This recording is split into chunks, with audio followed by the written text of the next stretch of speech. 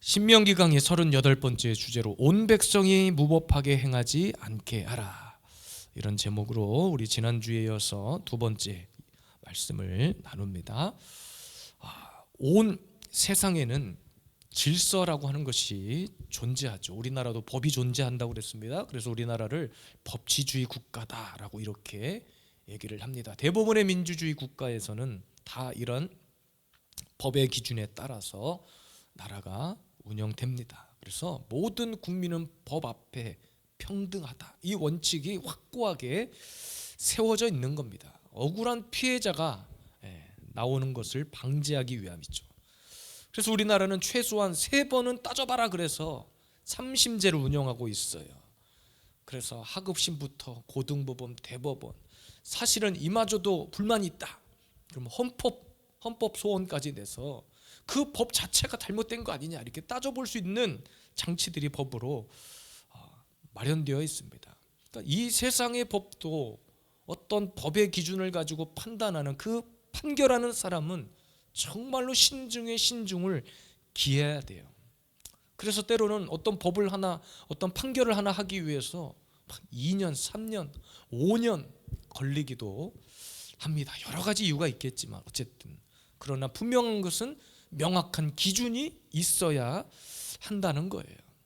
오늘 성경의 신명기서에 기록된 이 모세의 가르침과 율법은 이제 장차 가나안에 들어가서 누리게 될 이스라엘 백성들에게 하는 권면이고 모세의 설교입니다. 그러니까 어떤 질서를 세우는데 그 질서의 기준이 말씀이라는 거예요. 그리고 그 말씀을 기준으로 당시 제사장이나 재판장이 세워져서 판결을 해라. 그래서 모세 당시에도 50부장, 1000부장, 100부장 이런 제도를 통해서 백성들의 송사를 담당하게 했어요. 근데 50부장, 100부장, 1000부장에게도 갔는데 해결이 안 된다? 그러면 다시 그 문제를 가지고 모세에게 가지고 나가서 최종 판결을 들으라는 겁니다. 오늘도 우리가 말씀의 법 앞에 서 있는 성도로 이 자리에 부름받은 줄로 믿습니다. 우리가 신앙생활하는 모든 삶의 기준이 말씀이고, 말씀의 법이라고 하는 것은 해도 되고 안 해도 되는 것이 아니라 반드시 지켜 행하라고 주님이 주신 말씀이거든요.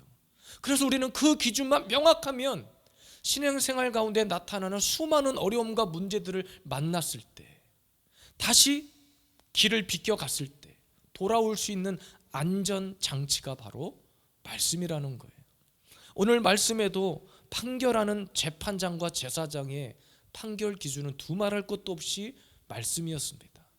그래서 제가 우리 교회를 설립하고 개척할 때 그렇게 선포했다고 그랬어요. 모든 목회 안의 매뉴얼은 말씀이 될 것이다.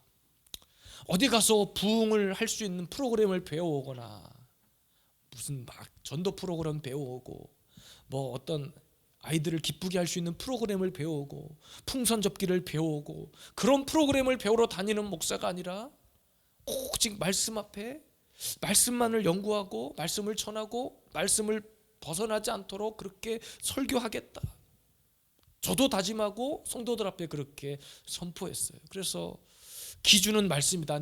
이 교회의 목회 모든 매뉴얼은 말씀이다. 우리의 말씀의 최종 통치자는 예수 그리스도입니다. 예수 그리스도가 말씀이셨고, 예수 그리스도가 온 우주의 창조주였고 우리의 통치자였습니다. 그래서 우리는 어떤 신앙의 어려운 문제를 만났을 때 한 가지만 기억하시면 됩니다. 예수님이라면 뭐라고 하셨을까? 성경은 이 부분에 대해서 뭐라고 말씀하고 있을까?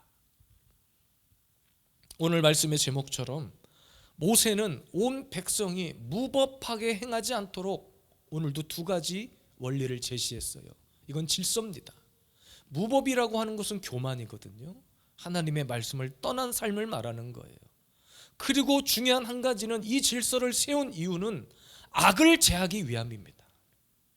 내 안에 어떤 악이 남아있는데 그것을 여러분 평생 가지고 살기를 원하는 사람은 아무도 없을 거예요. 내 안에 악성 종량이 자라나고 있는데 그것과 함께 평생 살고 싶은 사람은 아무도 없을 겁니다.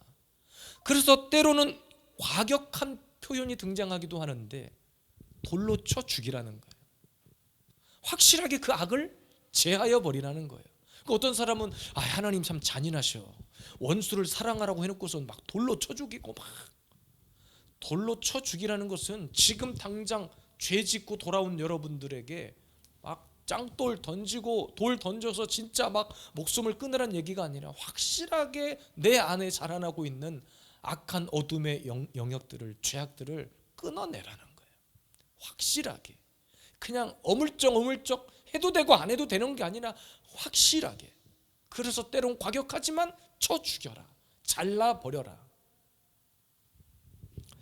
오늘 본문의 내용을 보면 교회 안에서 얼마든지 일어날 수 있는 이야기들을 이야기하는데, 그래서 사도 바울도 교회 안의 문제들을 세상 법정, 세상 송사로 가지고 가는 것을 금지합니다. 왜?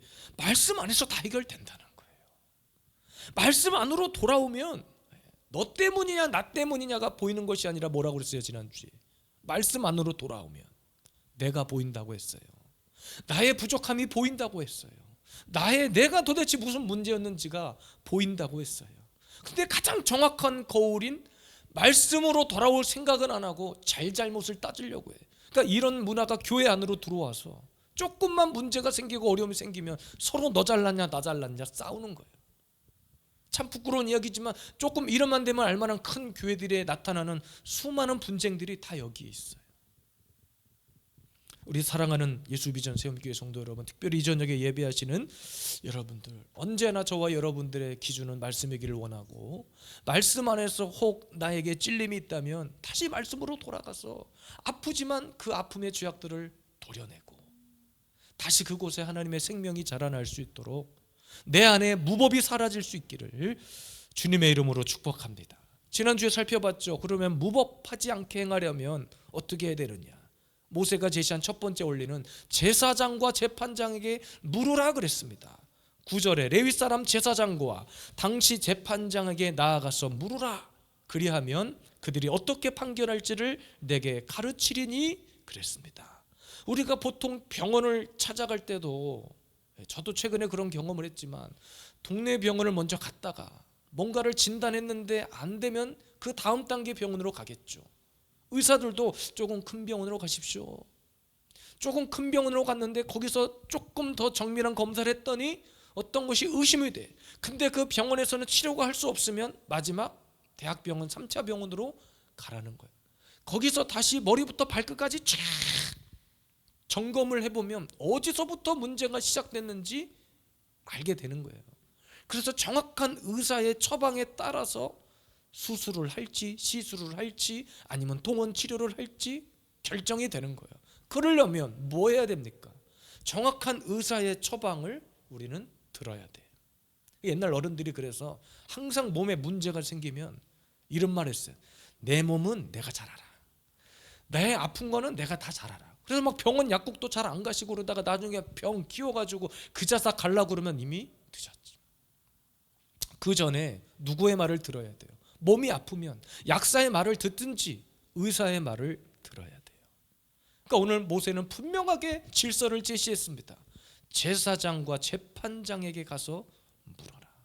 이 말은 말씀을 가르치는 자에게 가서 너의 영적인 모든 문제를 함께 말하고 의논하고 들어라. 그러니까 여러분, 물어야 답이 올 거 아니에요. 기도도 마찬가지입니다. 하나님 앞에 묻는 거잖아요. 내 뜻을 그냥 이거 해주세요 저거 해주세요, 어린아이가 그냥 젖달라고 엥 하는 것처럼, 물론 어린아이 단계에선 그럴 수 있지만 조금 더 성숙한 사람은 어때요? 기도가 내 할 말만 하고 가버립니까? 그러니까 하나님 입장에서 답답한 거예요. 뭔가 내가 그 기도에 답을 해줄만 하면 일어나 가버린다는 거예요. 그러니까 내 할 말만 다 해놓고서 이제 하나님께서 뭔가 응답을 해줄만 하면 사람들이 다 가고 없더라는 거죠. 그러니까 듣지 않고 청종하지 않는 데서부터 문제가 시작되는 거예요. 그러니까 이 시대는 듣기를 거부한 시대 같아요. 그러니까 묻지도 않으니까 듣지도 않는 거예요. 영적인 길을 닫아버리는 거예요. 그래서 영적으로 육적으로 무법한 시대가 된 겁니다. 그래서 교회마다 특히 요즘 같은 시대는 어떤 성도의 죄 하나를 이야기하고 지적하는 것이, 권면하는 것이 어려워요. 교회법에는 칠이라고 하는 법이 있어요. 그러니까는 영적인 말씀을 가르치는 자의 권면대로, 예를 들어서 어떤 권사님이 뭔 잘못을 저질렀어, 구두로 경고했어요. 한 번만 권사님이 이렇게 어려운 문제가 막 분쟁을 일으키시면 뭐 수찬 정지한다든지, 수찬 정리라고 하는 것은 예배 안에 모든 직분 맞는 것을 금지시키고, 또 그 다음 단계는 세례가 아니라 성찬식 참여하는 것 금지, 뭐 이렇게 교회 안에 질서가 있어요. 그리고 마지막에 7위 단계가 있어요. 아무것도 못하게 하는 거예요. 사실 이런 질서가 있긴 하지만 교회에서 이렇게 법대로 행하기는 어려워요. 한마디 하면 어떻게 다 가버리니까. 근데 여러분, 진짜 영적으로 마음이 열리고 들을 귀가 있는 분들은 목사의 따끔한 권면을 들어야 합니다. 왜? 영적으로 진단하는 것은 하나님께서 이 땅에 세우신 최고의 질서는 일단 목사입니다. 그러니까 저 자신에게 여기 서 있는 목사가 특별한 능력이 있고 뭐 대단한 은사가 있어서가 아니라 그냥 주님이 세우신 질서예요. 그러니까 영적인 문제가 보여. 누가 봐도 저분은 지금 기도해야 될 때야. 누가 봐도 저분은 지금 헌신해야 될 때야. 근데 그분만 몰라. 그래서 때로는 목사가 참다가 때로는 말씀으로, 설교로 권면합니다. 반응은 두 가지 중에 하나입니다. 말씀을 듣고 광분하는 사람이 있어요. 오늘 목사님이 제대로 날 잡고 나를 치시는구나. 날 잡아서 오늘도 나를 확실하게 말씀으로 합법적으로 지금 설교를 통해서 나 들으라고 까시는구나. 제가 뭐라고 여러분들 깝니까? 목사가 뭐라고 성도를 까냐고요. 영적으로 분별이 되어졌고 영적으로 보이는 문제, 그것 때문에 힘들어하는 것이 뻔히 보이기 때문에 목사는 권면하는 거예요. 듣든지 아니 듣든지. 근데 그것을 깐다? 나를 그냥 내보내려고 작정을 하셨구만. 내가 이 교회 헌금 안 하면 이 교회는 힘들 거야. 마치 막 이런 식으로 반협박으로.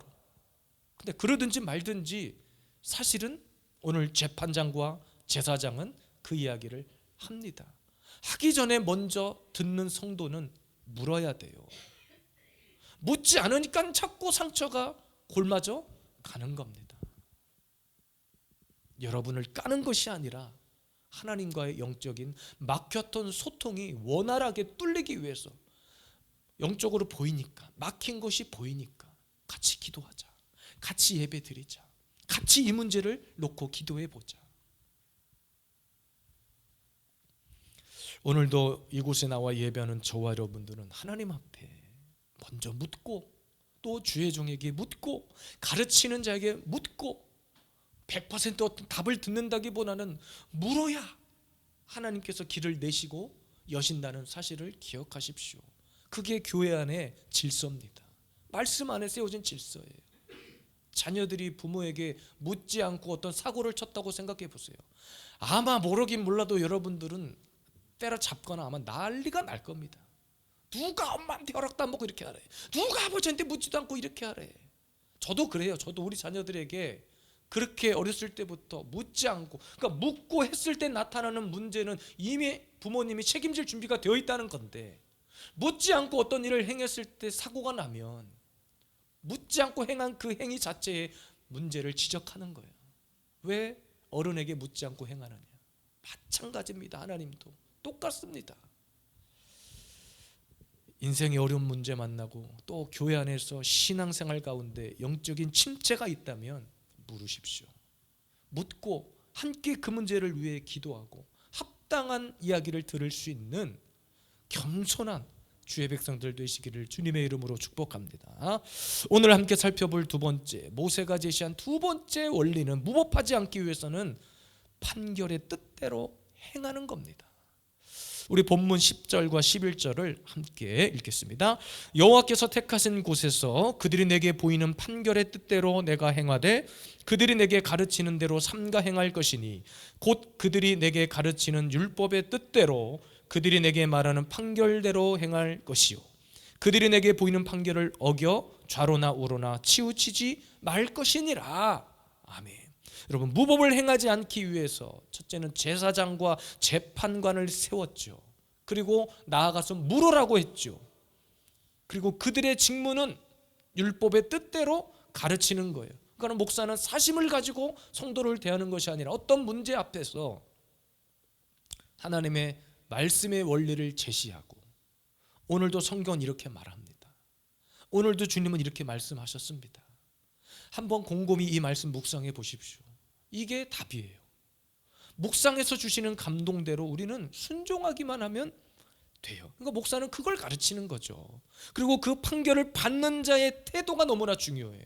가르침을 받는 자의 태도가 너무 중요해요. 오늘 말씀해 보니까 판결을 어기는 경우도 있어요. 제사장과 재판관의 판결을 들었는데 이 판결이 마음에 안 든 거예요. 판결을 어겨 좌로나 우로나 치우치지 말라. 그러니까는 제사장과 재판장에게 나아가서 물었는데, 그래서 그들은 말씀의 원리대로 제시하고 권면하고 가르쳤는데 이것이 마음에 안 들고, 아까처럼 아유 목사님이 또 나에게 또 그냥 누가 내가 이렇게 했다고 소문 냈구만, 누가 또 이래 했다고 내 얘기를 목사님한테 가서 일렀구만, 이러면서 아예 태도 자체가 들으려고 하는 태도가 아니에요. 성경은 여러분 영적인 권면을 듣는 자의 태도를 너무 중요하게 가르칩니다. 그래서 갈라디아서 6장에도 가르침을 받는 자는 가르침을 주는 자와 모든 좋은 것을 함께 해라. 돈 갖다 바치고 먹을 것 갖다 바쳐라가 아니라 가르침대로 행하고 가르침대로 순종하고, 그것이 가르치는 자가 느끼는 가장 큰 기쁨이라는 거예요. 세상의 질서도 마찬가지입니다. 로마서 13장 1절과 2절 말씀을 보니까요, 함께 읽어볼까요? 로마서 12장 1절과 2절. 각 사람은 위에 있는 권세들에게 복종하라. 권세는 하나님으로부터 나지 않음이 없나니 모든 권세는 다 하나님께서 정하신 바라. 그러므로 권세를 거스르는 자는 하나님의 명을 거스름이니 거스르는 자들은 심판을 자취하리라 그랬습니다. 그 모든 이 세상의 권세도 누가 허락한 거예요? 하나님이 허락한 겁니다. 바로의 그런 완악함도 누가 허락한 거예요? 주님이, 하나님이 허락한 거예요. 오늘 말씀에 판결의 뜻대로 그랬습니다. 판결의 뜻대로. 이 판결의 뜻대로라고 하는 말의 원문 뜻은 뭐뭐 위에라고 하는 뜻입니다. 뭐뭐 위에. 근데 그 원문의 문맥을 살펴보면 뭐뭐 위에는 무엇 위에 있다고 하는 이야기냐면 말씀 위에라는 뜻입니다. 말씀 위에. 그러니까 재판장의 판결은 아까 말씀드린 대로 말씀에 기초한 것인 거야 돼. 그래서 11절에 율법의 뜻대로 가르쳐라 그랬습니다. 율법의 뜻대로. 그러니까 자의적인 결정이 아니라 하나님의 말씀에 따라 가르치라는 거겠죠. 무엇보다 10절에 보니까 여호와께서 택하신 곳에서, 중앙 성소를 말합니다. 당시 이스라엘 백성들에게 중앙 성소는 너무 중요했어요. 하나님의 임재가 있는 곳이었고, 그곳에서 제사하던 곳이었고, 그곳에 하나님이 불이 내리던 곳이었어요. 그곳으로 나아갔다는 것은 내가 완전히 말씀 앞에 들어가서 말씀의 판결을 듣겠다, 이 자세입니다. 그러니까 말씀의 판결을 듣는 저와 여러분들의 태도는 뭡니까? 그 뜻대로 행하겠다고 하는, 목사님께서 말씀하시는 대로 한번 내가 순종해 보겠습니다. 이해되지 않아요. 하나님의 뜻이 100% 우리는 이해되지 않습니다. 내가 가고자 하는 길이, 여러분 우리가 기도할 때 이런 오류를 많이 범하는데, 모든 것을 백지상에서 내려놓고 기도한다기보다는 사실은 여러분 우리가 원하는 거, 우리가 하고자 하는 거 방향은 이미 나름대로 생각이 다 정해져 있어, 굳어져 있어. 그리고 기도를 시작합니다. 근데 때로는 기도 응답이 안 될 때가 있어요. 그리고 응답 자체가 들리지 않을 때가 있어요. 그럼 사람들은 이렇게 생각합니다. 하나님은 내 기도를 안 들으시네. 그리고 하나님이 틀렸다라고 말하는 사람도 있어요. 그렇게 말하는 이유는 힘이 내가 방향을 다 정해놨기 때문에 그래요. 그러니까 하나님의 음성이 들리는 것을 듣지 못하는 거예요. 응답이 안 됐으면 안 된 것이 은혜입니다. 때로는 지금 당장 나 급하게 먹고 살 것이 없고 나 지금 죽게 생겼는데 정말 하나님은 너무 잠잠하신 것 같아. 그 이유는 한 가지 아니겠습니까? 더 깊은 기도의 자리로 나아가거나 아니면 내가 생각해 놓은 그 방향을 완전히 제로화시키거나, 그러니까 문제를 그렇게 찾으려고 하지 않고 자꾸 하나님은 응답 안 하시네, 하나님은 틀렸네. 그러니까 우리는 순종하는 것이 어렵다고 말하는 이유는 여기에 있어요. 이사야 55장에 보면 내 뜻과 너의 생각은 분명 다르다고 했습니다. 그런데 어찌 자꾸 하나님을 내 생각 안으로 끌어들이려고 하냐는 거예요. 그러니까 목사가 아무리 가르치고 권면 한들 안 듣는 거예요. 아까도 말씀드렸죠. 이 판결의 기준은 악을 제하는 거였습니다. 판결의 목적은 악을 제하라 그랬어요. 악을. 그리고 백성들이 무법하게 행하지 않도록 하기 위한 판결입니다. 영적으로 죽고 사는 문제입니다. 무법은 교만으로부터 오는 거예요. 내 안에 무법, 즉 교만이 뿌리 뽑히려면 우리는 무조건 말씀 앞에 숙이는 방법밖에 없어요. 하나님 앞에 엎드리는 방법밖에 없어요. 오늘 말씀해 보니까요, 삼가 행할 것이니 그랬습니다. 10절 끝에 보니까 삼가 행할 것이니 그랬어요. 이 말은 한번 그냥 네 하고 끝나는 것이 아니라 지속적으로 그렇게 행하라는 뜻입니다. 지속적으로. 그러니까 여러분, 말씀의 법이 있잖아요. 우리의 삶 속에 루틴이 되도록 해야 돼요. 루틴. 어떤 사람은 컵을 하나 놓는 것도 루틴이 있어요. 딱 이렇게 손재구배가 오른쪽으로 갔냐, 가운데로 갔냐, 왼쪽으로 갔냐, 이거의 차이에 따라서 막 마치 결복증 있는 것처럼. 우리 연예인 중에 서장훈 씨가 그런 게 유독 심하다고 하더라고요. 화장품을 정리하는데 뚜껑 방향이 안 맞으면 맞을 때까지 막 누가 와서 만지면 막 벌벌벌 떨 정도로 그런 삶의 루틴이 있대요. 그러니까 여러분, 우리가 내 안에 말씀의 루틴만 확실하면 잠깐 다른 길 갈 수 있어요. 다른 생각이 왜 들어오지 않겠습니까? 세상에 살고 있는데. 그런데 말씀의 영적 루틴만 확실하게 있으면 다시 이거 아니구나, 이거 틀렸구나. 내 뜻과 물론 달라요. 이해되지 않지만 돌아오는 것이 정답이에요. 우리가 왜 무법하고 교만한가? 아까 말씀드린 것처럼 내 안에 영적인 나를 지키는 루틴이 없기 때문에 그래요. 예배면 예배, 말씀이면 말씀, 기도면 기도, 찬양이면 찬양. 하나님과의 어떤 중요한 소통을 나만이 할 수 있는 그런 소통의 장치가 없기 때문에 그렇습니다. 오히려 이단들은 이것이 확실해요. 오히려 이단들은 그들 나름대로의 기준에서 무법하지 않아요. 가르치는 자의 판결을 목숨처럼 여깁니다. 그리고 그 질서를 깨는 것을 용납하지 않아요. 며칠 전에 어떤 뉴스 화면을 보다가 이런 장면을 봤어요. 이슬람, 아주 이단 중에 이단이죠. 사실 우리 교회 입장에서는 이슬람 여자들이 머리에 히잡을 쓰잖아요. 심지어 그들은 운동 경기할 때도, 막 달리기를 할 때도 씁니다. 물론 요즘 시대가 조금 변해서 막 이거를 반발하고 이게 벗게 해달라고 막 시위하는 것도 있긴 하지만, 진짜 철저한 이슬람 무슬림 사람들은 아무리 더워 쪄 죽어도 안 벗습니다. 그리고 벗으면 그들의 법으로 처단해 버립니다. 그리고 이런 기사를 또 봤어요. 오히려 이슬람은 동성애를 용납하지 않아. 그리고 총살해 버립니다. 총살. 그들의 법이 그래요. 이슬람 무슬림 법이. 그러니까 오히려 이단들 짝퉁들은 그런 영적인 자기들만의 루틴이 확실해요. 목숨 걸고 지켜요. 질서가 엄격해요. 그런데 진리를 가졌다고 하는 우리들은 목사님들이 명확한 길을 제시를 안 해. 동성애하면 죽습니다. 이거 죄입니다. 그러니까 그 영혼들, 자꾸 사람들이 이렇게 시비 걸어요. 왜 목사들이 자꾸 그 영혼들을 다 죄인 취급해버리냐, 그러면서 막 교회를 몰아가요. 웃기는 얘기입니다. 누가 그 영혼을 뭐라 했습니까? 그들의 인격을 뭐라 했습니까? 그들이 행하고 있는 그 동성애 애정 행각, 동성애 행위들이 죄라는 걸 지금 얘기하고 있는 거잖아요. 근데 말을 못해요. 최근에 우리나라에 종교단체 법인 해산법이 발의돼 버렸어요. 그 말은 나라에서 마음만 먹으면 이것저것 시비 걸어서 경찰, 검찰이 와서 교회를 고발하는 것이 아니라 그냥 예를 들어서 유튜버 같은 거를 딱 봤는데 우연히 예수비전 세움교회가 막 정부가 하고 정부가 싫어하는 어떤 말을 제가 했어. 그러면 그냥 바로 그 해당 관계 부처 공무원이 와가지고 장부 검사하고 뭐하고 다 이게 안 되면 교회를 폐쇄시키겠다. 교회 재정을 다 국고로 귀속시키겠다. 쉽게 말하면 그런 법안들이에요. 제가 동성애 얘기했지만 동성애가 죄입니다. 이제 앞으로 이런 설교도 못할 날이 곧 찾아옵니다.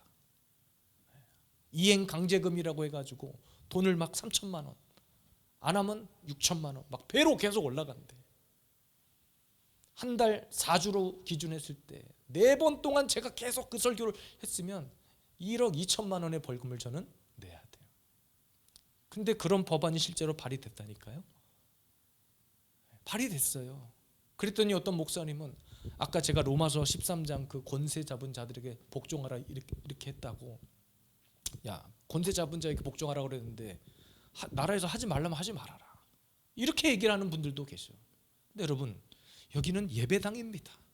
여기는 교회고, 그럼 성경이 말한 주님의 질서를 얘기하고 가르쳐야 될 목사가 세상의 법 때문에 말씀을 가르치지 않아야 됩니까? 제가 무슨 위법을 저지른 것도 아닌데. 그러니까 이런 시대가 됐는데도 깨어나지 못하는 교회들이 많아요. 그러니까 여러분, 우리는 말씀으로 돌아올 때 우리의 영혼이 사는 거예요. 말씀 안에. 그 말씀이 예수 그리스도고, 예수 그리스도가 십자가고, 십자가가 복음이고. 그런데 많은 사람들이 은혜 받을 생각을 하는 것이 아니라, 판결의 뜻대로 행하려고 하는 것이 아니라, 내 생각은 이런데요, 저는 이렇게 생각하는데요. 여러분, 오히려 천주교, 캐톨릭은 이 부분이 정확해요. 고해성사라는 제도가 있어서 신부에게 가서 다 가림막 앞에서 다 얘기합니다. 제가 어제 누구를 간통했고요, 제가 남의 물건을 훔쳤고요. 그래서 신부가 이렇게 하십시오. 오늘도 이 부분을 이렇게 하나님 앞에 기도하십시오. 그래 가서 용서를 구하십시오. 근데 그 권면을 들은 사람은 그대로 순종해요. 근데 우리는 그렇게 하려고 하지 않아요. 오늘 모세는 가나안에 입성하기 전 이스라엘 백성들의 공동체 안에 이런 질서를 세웠어요. 그냥 목사한테 무조건 순종이라, 목사를 따라라, 이 수준의 이야기가 아닙니다. 목사가 무슨 능력이 있습니까? 목사는 아무것도, 목사도 하나님 앞에 성도일 뿐입니다. 그러나 하나님이 이 땅의 말씀을 가르치는 자의 질서로 세운 것뿐입니다. 저도 하나님 앞에 회개할 것이 많고, 저도 말씀 앞에 늘 엎드려야 하나님 하늘로부터 공급되어지는 은혜가 아니면 하루도 살 수 없는 존재, 나약한 존재예요. 저와 여러분들은 언제나 그래서 말씀이 생명이 되도록 해야 됩니다. 말씀이 내 안에 살아있도록 해야 됩니다. 말씀이 운행하도록 길을 열어드려야 됩니다. 마음을 열어야 됩니다. 말씀이 가라 하면 가는 거고요, 말씀이 멈춰라 하면 멈추는 겁니다. 내 뜻과 내 생각과 달라도, 이해할 수 없어도 홍해 앞에 서 있는 우리 인생 앞에 주님은 반드시 어떤 방법으로든 길을 내세요. 그 길은 좁은 길이라고 했거든요. 찾는 자가 적다고 했거든요.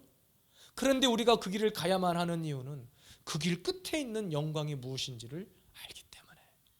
오늘도 저와 여러분들은 결론을 아는 자입니다. 그래서 말씀이 중요하고, 그래서 말씀이 생명이 되어야 할 줄로 믿습니다. 오늘도 이 저녁에 나와 예배하고 기도하는 저와 여러분들에게 이런 삶의 명확한 기준이, 질서가 오늘도 우리를 무법에서 지키고 오늘도 겸손히 행하게 하는 최고의 안전장치가 될 수 있기를 주님의 이름으로 축복합니다. 아멘. 오늘